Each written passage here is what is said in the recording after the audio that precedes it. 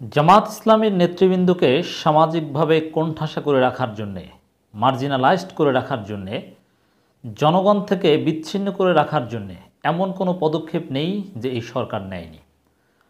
সব ধরনের পদক্ষেপ নিয়েছে, সব ধরনের ইনস্ট্রুমেন্ট ব্যবহার করেছে, তাদের চরিত্র হনন করেছে, তারা ভালো না, তারা এই করেছে সেই করেছে, মানে এমন কোনো নোংরা অভিযোগ নেই। আল্লামা দেলোয়ার হোসেন সাঈদী থেকে শুরু করে অধ্যাপক গোলাম আযম, মাওলানা নিজামী, মুজাহিদ, কামরুজ্জামান, কাদের মোল্লা, মীর কাসেম আলী সবার নামে প্রচার করেছে। কিন্তু দিন শেষে সরকার তাদেরকে দুনিয়া থেকে বিদায় করে দিতে পেরেছে, কিন্তু জনগণ এই অভিযোগগুলো মোটেও বিশ্বাস করে না।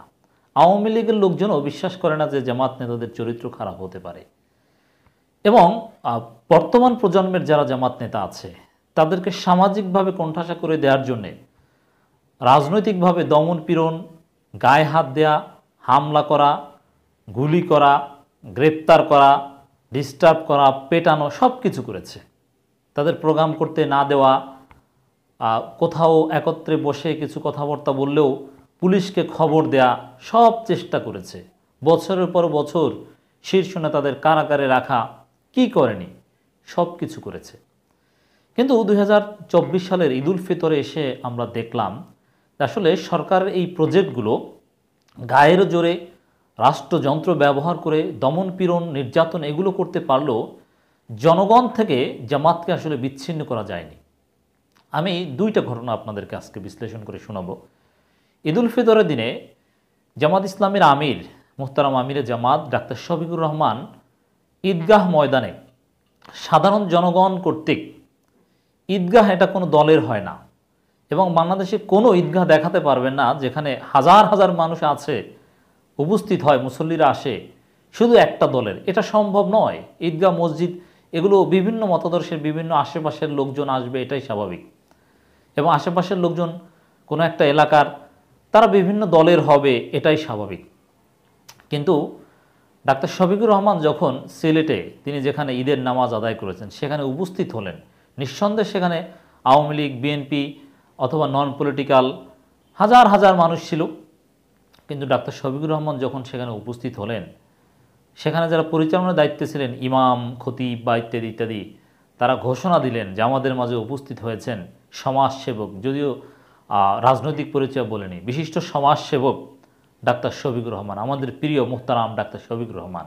এর মানে সামাজিকভাবে এখনও আওয়ামী লীগ, বিএনপি সব শ্রেণীর লোক উপস্থিত থাকবে, সেই পরিবেশেও জামাতের আমির এভাবে যে সম্মান পেলেন সেটা অবাক করা। এর মানে সাধারণ জনগণ থেকে জামাতকে বিচ্ছিন্ন করা আসলে যায় না, যাবে না। সেটা আমিরে জামাত যে সম্মান পেলেন ঈদগাহে, তার প্রমাণ। অথচ সরকার চেয়েছিল এরকম যে কোণঠাসা করে রাখবে। আওয়ামী লীগের লোকজন ঈদগাহে উপস্থিত হলে কখনো দেখেছেন বলতে আওয়ামী লীগের অমুক নেতা এসেছে? তাদেরকে বক্তব্য দিতে দেয় নর্মালি, খুব কম, দিলেও একেবারে গায়ের জোর খাটিয়ে। ঈদগাহে কিছু ধর্মীয় কথাবার্তা হবে, গুরুত্বপূর্ণ লোকজন কিছু ধর্মীয় নসিহত করবে, এটা ইমাম খতিবরা অনেক ক্ষেত্রে প্রত্যাশা করেন। সেই ধরনের বক্তব্য তারা আওয়ামী লীগ নেতারা দিতে পারে না। আমার অত্যন্ত কাছের এবং খুবই ঘনিষ্ঠ বড় ভাই, কুমিল্লার একটা উপজেলা চেয়ারম্যান, আপনারা জানেন, মোহাম্মদ আলী ভাই, মেজর অবসরপ্রাপ্ত মোহাম্মদ আলী, টকশোতে কিন্তু জনপ্রিয় ব্যক্তি, তিনি দেখলাম যে বক্তব্য দিচ্ছেন ঈদগাহে দাঁড়িয়ে। এখন তাকে কি এমনিতে বক্তব্য দিয়েছে, না তার প্রভাব খাটিয়ে দিয়েছেন, বা তিনি আসলে জনগণ খুশি না বিরক্ত হয়েছে, এটা খুঁজলে দেখা যাবে যে আওয়ামী লীগ নেতাদের বক্তব্য জনগণ ওয়াজের মাঠে কিংবা ঈদগাহে জুমার নামাজে শুনতে মোটেও পছন্দ করে না। কিন্তু ডাক্তার শফিকুর রহমানকে কতটা সম্মান দিল, তার নাম আলাদাভাবে ঘোষণা দেয়া যে অমুকে উপস্থিত হয়েছেন ঈদগাহে, এটা সত্যিই চমৎকার। হাজারো জনতার মধ্যে আলাদাভাবে তাকে মুসল্লিরা বসতে দিচ্ছে যে স্যার এখানে বসেন। এটা আসলে মানুষের মন থেকে জামাতকে যে দূরে সরানো সম্ভব নয় তার প্রমাণ। জামাতের সেক্রেটারি জেনারেল অধ্যাপক মিয়া গোলাম পরোয়ার সাহেব, তিনিও তার নিজ এলাকায় ঈদ পালন করেছেন। অনেক বছর পর অধ্যাপক মিয়া গোলাম পরোয়ার হাজারো জনতার সামনে দাঁড়িয়ে, আপামর জনসাধারণ, সাবেকি সংসদ সদস্য, দল মত নির্বিশেষে সবার সামনে দাঁড়িয়ে ঈদের দিন মোটামুটি জ্বালাময়ী বক্তব্য দিয়েছেন। এই বক্তব্যটা আমাকে ইমপ্রেস করেছে। শিরোমণি কেন্দ্রীয় ঈদগাহ ময়দানে বিপুল সংখ্যক মুসল্লির উপস্থিতিতে অধ্যাপক মিয়া গোলাম পরোয়ার সেখানে নামাজ পড়েছেন। ইমাম সাহেব খতিব সাহেব দাঁড়িয়ে আছেন, তার পাশে দাঁড়িয়ে স্টেজ করা হয়েছে সাজানো গোছানো, অধ্যাপক মিয়া গোলাম পরোয়ার বক্তব্য দিচ্ছেন। হাজারো জনতা তার বক্তব্য চুপচাপ করে শুনশান নীরবতায় শুনছে, অথচ ওখানে Awami League, BNP, non political, political, Charmonai, বাম সব শ্রেণীর লোক ছিল। সবাই কিছুতেই জামাত নয়। সিলেট আলিয়া মাদ্রাসা মাঠের কথা বলি আর এই শিরোমণি ঈদগাহের কথা বলি, বরং ওখানে সর্বোচ্চ 10% লোক জামাতের পাওয়া যেতে পারে, তার চাইতে বেশি পাওয়া যাবে না। কিন্তু তারপর সেখানে জামাতের সেক্রেটারি জেনারেল দাঁড়িয়ে দীর্ঘ বক্তব্য দিচ্ছেন এবং তিনি প্রকারান্তরে সরাসরি উল্লেখ না করলেও জামাত ইসলামের যে দাওয়াত দিনের ক্ষেত্রে, সেই দাওয়াত পৌঁছে দিয়েছেন 2-2.5 মিনিটে।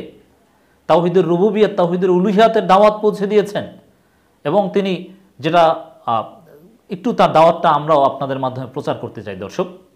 অধ্যাপক মিয়া গোলাম পরোয়ার জোরালো কণ্ঠে যেটা বলেছেন, রোজার যে শিক্ষা, যে সংযম, তার শুকরিয়া হচ্ছে ঈদ, এবং শুকরিয়া আদায় করতে হলে আল্লাহর আইন মানতে হবে। আল্লাহর আইন মানা, আল্লাহর জমিনে আল্লাহর আইন, এটাই তো জামাত ইসলামের মূল দাওয়াত, এটাই জামাত ইসলামের সুপ্রিমেসি বা অন্যান্যদের সাথে পার্থক্য। আল্লাহর আইন মানতে হবে এবং স্পষ্টভাবে বলেছেন অধ্যাপক মিয়া গোলাম পরোয়ার যে শুধু মসজিদে আল্লাহর আইন মানবো আর রাষ্ট্রে সমাজে মানুষের আইন মানবো, আল্লাহর আইন মানবো না, এটা হতে পারে না। এটা প্রকৃত শকরগুজার বান্দার বৈশিষ্ট্য নয়, ইবাদুর রহমানের বৈশিষ্ট্য নয়।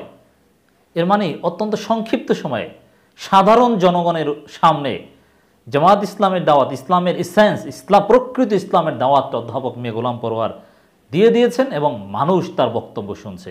ইমাম, খতিব, জনগণ, সাধারণ মানুষ জামাতকে এভাবে সম্মান করে। আওয়ামী লীগের লোকজন আসলে পরিস্থিতির কারণে সম্মান করতে হয়। এটা সত্যিই চমৎকার দৃশ্য। এর মানে জামাতের এই 2 শীর্ষ নেতার কথা দেখালাম, অন্যান্য এরকম হাজারো ঘটনা দেশের বিভিন্ন জায়গায় ঘটেছে, কিন্তু এই 2টার মাধ্যমে বাকিগুলো অনুমান করতে পারেন, আজ করতে পারেন যে কী ঘটেছে।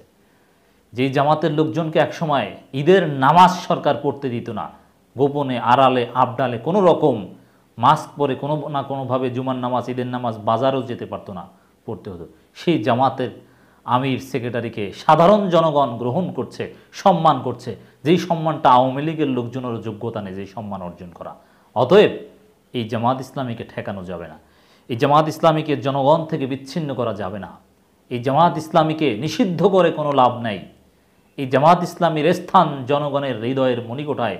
সামাজিকভাবে জামাত এমনভাবে প্রতিষ্ঠিত হয়েছে, কোনোভাবেই জামাতকে মার্জিনালাইজড করা সম্ভব নয়।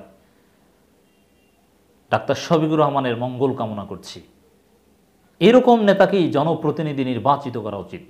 অধ্যাপক মিয়া গোলাম পরোয়ারকে জনগণ অলরেডি জনপ্রতিনিধি নির্বাচিত করেছিল, আবারও বাংলাদেশে সুষ্ঠু নির্বাচন আসবে, ডাক্তার শফিকুর রহমান, মিয়া গোলাম পরোয়ার এরা সংসদে যাবে, জনগণের প্রতিনিধিত্ব করবে। এরাই হচ্ছে জনগণের নির্ভেজাল প্রকৃত বন্ধু। আমরা এটা দায়িত্ব নিয়ে দর্শক আপনাদেরকে আমরা আশ্বস্ত করতে পারি, বলে দিতে পারি। এই মেসেজ, এই আহ্বান পৌঁছে দিন।